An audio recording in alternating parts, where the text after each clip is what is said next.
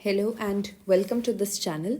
ये इस चैनल की पहली वीडियो है तो मैंने एक छोटा सा टॉपिक एक्सप्लेन करने की कोशिश की है।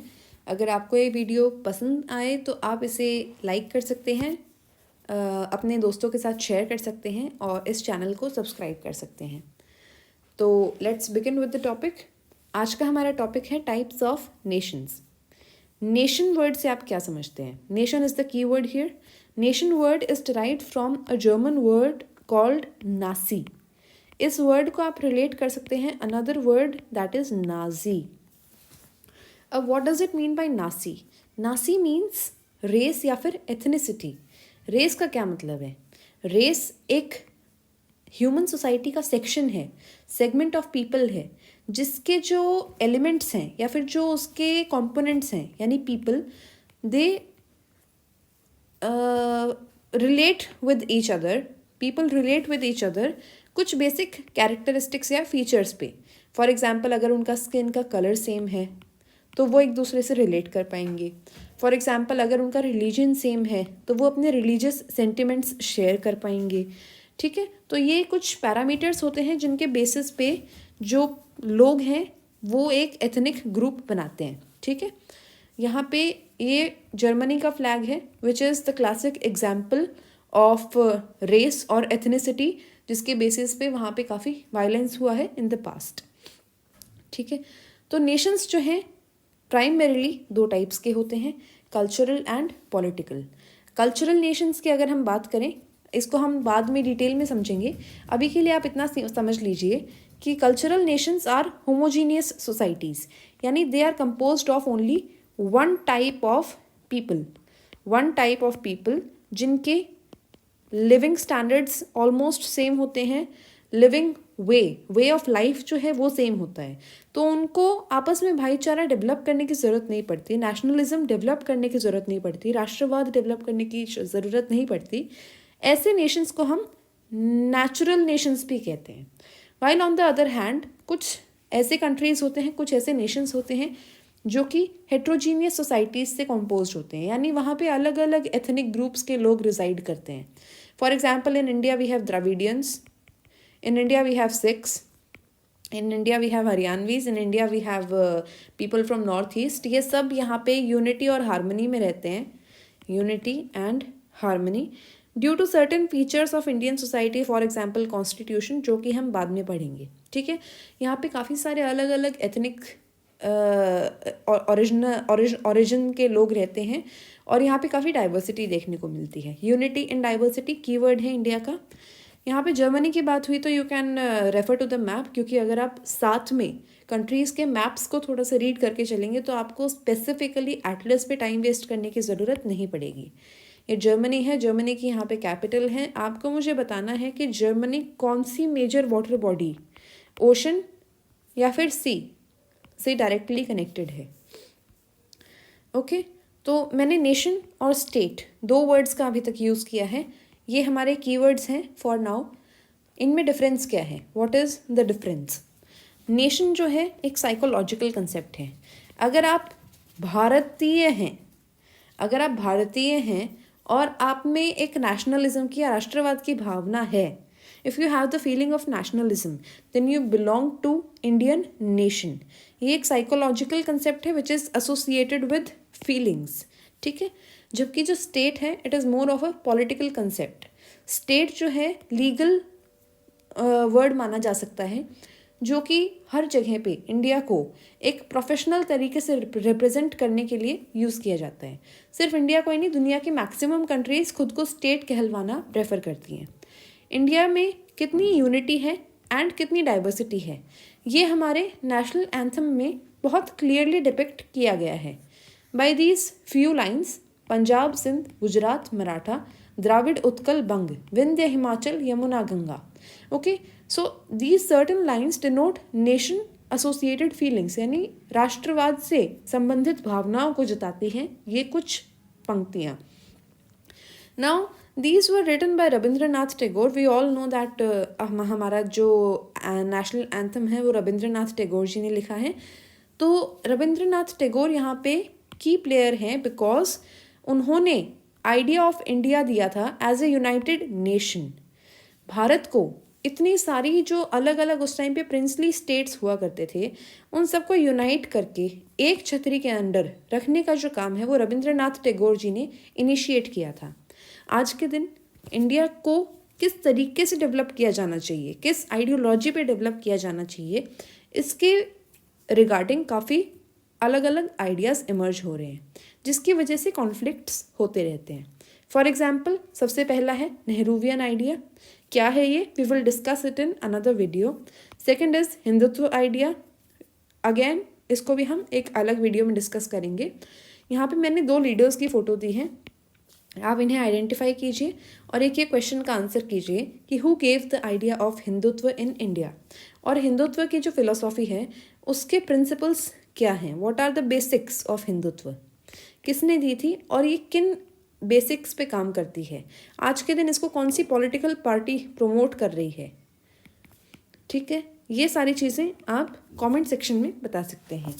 एज अ नेशन इंडिया का जो आइडिया है, एज अ नेशन आइडिया जो है वो या तो रेस के ऊपर डिपेंड करेगा।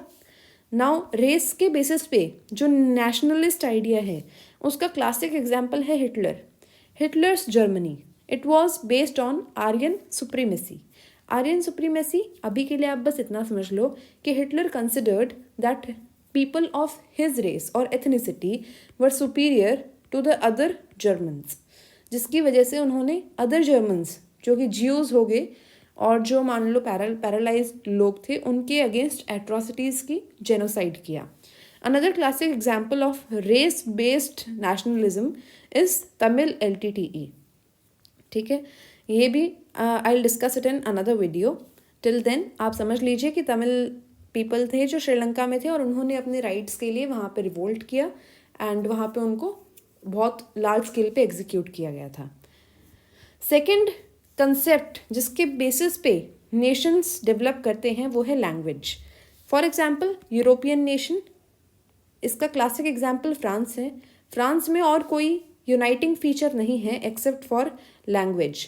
It is composed of French speaking people. ऐसे नेशंस जिनमें नेशनलिज्म की भावना गवर्नमेंट को इनिशिएट नहीं करनी पड़ती, it is inherently present in the people, are called natural states. ठीक है, ये फ्रांस का फ्लैग है। ओके, यहाँ पे फ्रांस का हम एक बार मैप देख लेते हैं। This is France, Atlantic ocean है। ये जर्मनी से इसका काफ़ी लंबा एक बॉर्डर शेयर होता है।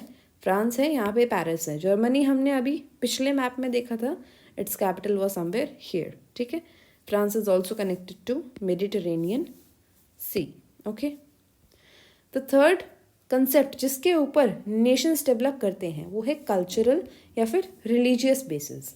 कल्चरल या फिर religious basis, classic example is again Israel which is composed of Jews. या फिर मिडल ईस्ट की कंट्रीज, चाहे ओमान हो गया, चाहे कुवैत हो गया, चाहे सऊदी अरेबिया हो गया, etcetera etcetera, they are all based on religious integrity, religious unity, that is Islam.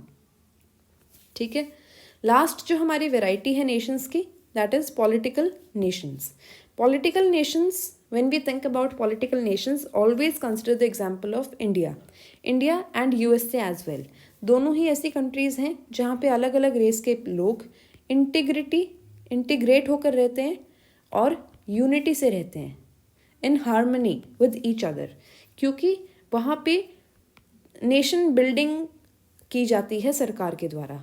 Now what are the instruments of nation building, यानी नेशन बिल्डिंग की कैसे जाएगी, What are the ways by which the government can initiate nation building? सबसे पहले rule of law, यानी कानून की प्रधानता है। कोई भी अगर लॉ कॉन्स्टिट्यूशन में बनाया गया है तो वो सब पे लागू होगा। This ensures equality among people, और अगर इक्वेलिटी होगी तो लोगों में कॉन्फ्लिक्ट के चांसेस कम हो जाते हैं। Second is constitution, again the same thing, rule of law is ensured by constitution. और third thing is constitutional sovereignty. Sovereignty यानी सुप्रीम अथॉरिटी, इस पे बहुत डिटेल्ड एक मैं वीडियो बनाऊंगी।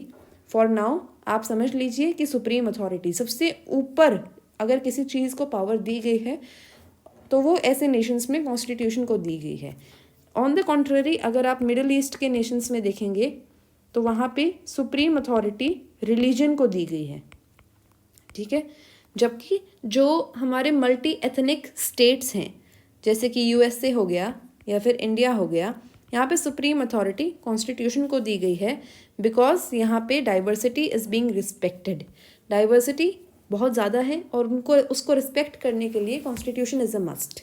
हम किसी पे उनके रिलीजन के अगेंस्ट कोई भी प्रोविजंस इम्पोज करेंगे तो वो कॉन्फ्लिक्ट क्रिएट करेगा। India is facing a crisis of nation building in Jammu and Kashmir. Jammu and Kashmir is an inherent part of India, but due to insurgency from Pak occupied Kashmir, ठीक है, और जो भी वहाँ पे पिछले 20-30 साल से सिचुएशंस रही हैं, उसकी वजह से Jammu and Kashmir, people of Jammu and Kashmir feel themselves to be separated और a different part from the mainland India. Therefore वहाँ पे India is facing a crisis of nation building, यानी वहाँ पे जो नेटिव्स हैं जम्मू एंड कश्मीर के, उनमें राष्ट्रवाद की भावना जगाना भारत के लिए अभी थोड़ा मुश्किल हो रहा है। And therefore Jammu and Kashmir the state has been disintegrated to form union territories. Okay, अब एक लास्ट जो हमारा कंसेप्ट है वो है कॉन्स्टिट्यूशन के वो फीचर्स जो नेशन बिल्डिंग कर सकते हैं। सबसे पहला फीचर है independent judiciary. What does it mean bye independent judiciary? कि हमारी जो न्यायपालिका है वो इंडिपेंडेंट रहे, किसी भी एक रेस या एथनिसिटी से इन्फ्लुएंस्ड ना हो। अगर ऐसा होगा कि वो इन्फ्लुएंस्ड नहीं होगी तो वो फेयर जजमेंट्स दे सकती है, और अगर जस्टिस लोगों को मिलेगा तो उनके बीच में कॉन्फ्लिक्ट के केसेस कम रहेंगे। Second is fundamental rights, inherent part of countries that have constitutions, तो उसका एक फंडामेंटल राइट्स जो है उसका एक बेसिक कंसेप्ट है। थर्ड इज़ यूनिवर्सल सिटीजनशिप, यानी सबको इक्वल लेवल पे सिटीजनशिप प्रोवाइड करना, किसी को डुअल सिटीजनशिप नहीं है, किसी को डिनायल नहीं है सिटीजनशिप से, जो रेजिडेंट्स हैं इंडिया के एटलीस्ट।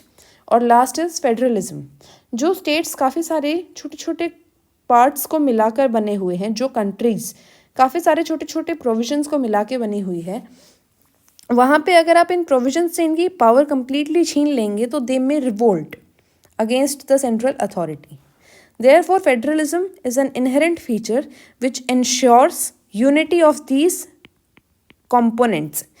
Federalism के अंदर इन components को some powers are given, ठीक है, जिससे उनको ये फील हो कि उनकी powers completely छीनी नहीं जा रही हैं, and they have a voice to influence the central policies.